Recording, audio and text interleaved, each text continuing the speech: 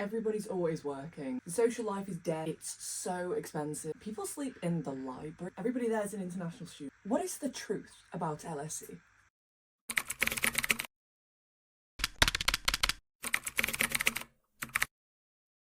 My name's Tilly, I study economics at LSE and I'm in my third year of study, so I've been there for a while and I'm here to spill the tea on LSE. Bust all the myths and give you an insight into what student life at LSE is actually like. So how do LSE students appear to be consistently motivated to study, revise and then not burn out? I think it's because the students at the university have seriously figured out their work-life balance. That's something that I've observed. In my opinion, I see some of the most successful people, some of the people who got the best grades in my year were out every Wednesday night at sports night. They were out every Saturday night just doing studenty thing. When it came to the rest of the week, they were perpetually locked in. Studying. They had a routine. They would go onto campus, they would go to classes, office hours. They would be so organised. And there was no like, oh, I might go to the library and talk to my friends. It was no. They were in the silent area all day, every day. But when the time came to have fun, they would go all out, and I mean all out. But at the same time, it's not just about having that work-life balance and knowing how to switch off and recharge, but it's also about allowing yourself that freedom. So allowing yourself to take proper full days off, full nights off, taking time for yourself to unwind, but taking time to socialise. And at the same time, when you're studying, when you're in the library for like 8 hours a day, which is a lot, I understand, but the workload can be crazy, especially at exam season. They're not like, right, I need to work. They are taking regular breaks, like once every couple of hours. So much bubble tea is consumed at that university. I wish I owned a bubble tea shop on campus because it would make me millions. There is people going for coffees, going for tea, going to meet their friends, you know, getting themselves little treats. I would say that is what keeps LSE students so motivated, and that's what I see all the time. It's the ability to do that and just allow yourself nice things. People reward themselves as well. Like some of the students at LSE are incredibly wealthy. I've seen people buy themselves pretty expensive things in lectures, and again, it's almost like an incentive to study. Like, if I study, if I do this, then I can do this. I'm not saying that you have to, you know, you have to buy like a Gucci belt, which I've actually seen somebody buy in front of me in a lecture once, or a ski holiday. Again, seeing somebody book a ski holiday in a lecture. I'm not saying you have to do that, but I'm saying you need to allow yourself that break and something to look forward to, whether it be something as simple as watching a movie when you get home and knowing you can fully switch off and pay attention to it because you don't have to worry about your work. And that romanticisation is the real key. But in addition to that, everybody at LSE has got their head screwed on when it comes to careers. They know that they need, like, for basically any graduate scheme, you need a 2-1, and a 2-1 is really difficult to get at LSE, let alone a first. It's doable, of course. You need to work so hard for either of those grades. I think people know that they're getting this world-class education. Why waste it?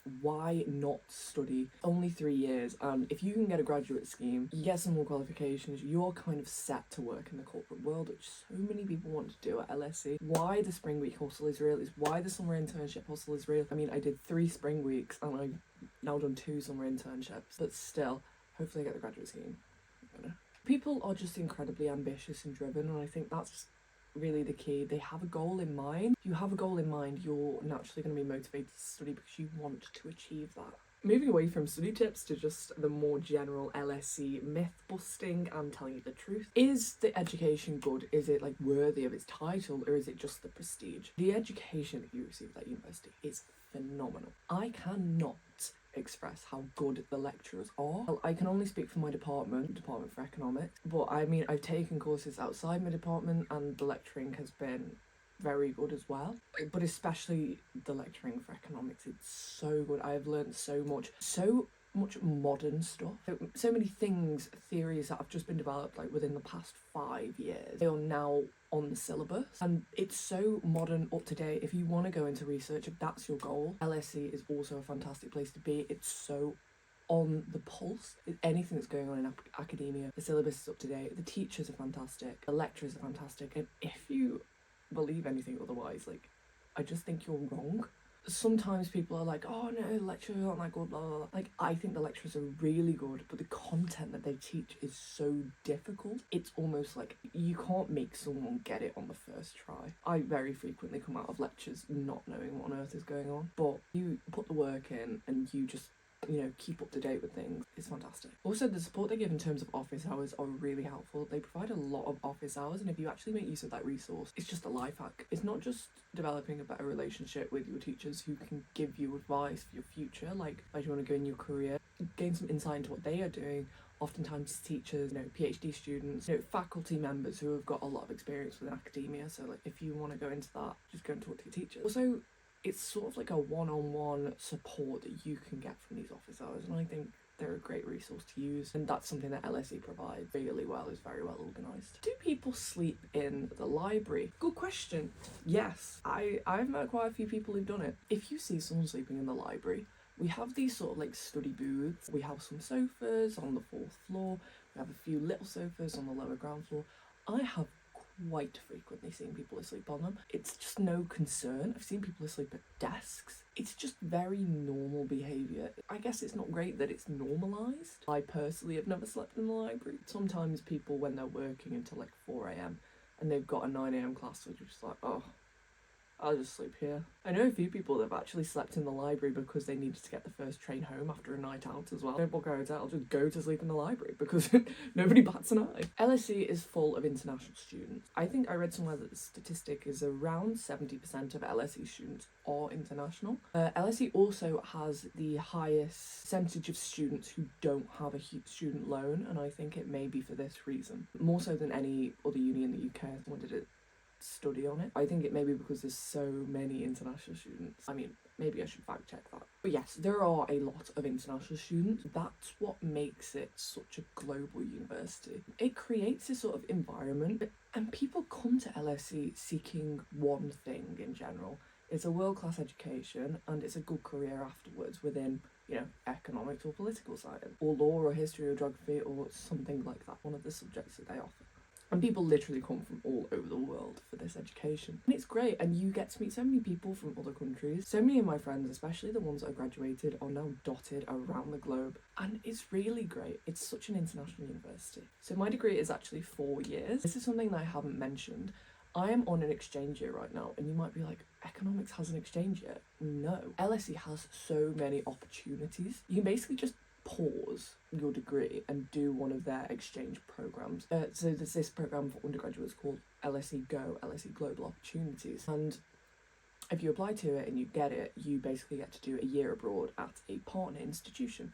I do my year abroad at Sciences Po in Paris, that's where I am now. And you don't necessarily have to stick to your degree. It's just an opportunity to do like a general exchange. You don't have to take a certain amount of credits, you don't have to do a certain course in any particular field. And it's such a fantastic opportunity to just study something else for a year. I'm studying loads of courses about history, philosophy, education policy, something I'm very interested in. And I'm really not doing that much economics at the minute. And it's just such a fantastic experience to be able to study something that isn't your sole major, like sole undergrad. It doesn't just have to be through the LSE Go programme. I know people who have deferred between their second and third year to go and do a year in industry. That's possible. LSE are very open to that idea because they're so career driven. People who've gone and worked for the civil service for a year. I know people who've gone and done a year at like Harvard, that's not on the LSE Go programme, MIT, any university that you can do an exchange at. If you just go to your academic department and get it signed off, they will just defer you for 1 year and you can just take a year out to go and study somewhere else, go and work somewhere else, and they're so flexible with it. The opportunities that you get as well, so while I've been at LSE, I've create content for the actual LSE Instagram page. I'm getting an additional certificate called Civica. I'm not sure if you've heard of it. It's from the European University for Social Sciences. So you do it alongside your degree and you like get another qualification. That'd be really great for when I'm applying for masters. If I apply for masters, it depends if I get this grad scheme. You can take language courses, the career advice they give, and the support. There's a fantastic careers team. You just really do get loads of opportunities at the university, and it's just such a fantastic place to be. So these are the study secrets of LSE students, and a bit of myth busting as well. If you like this video, then please like and subscribe. Leave me a comment if you have any questions, and I will see you next time.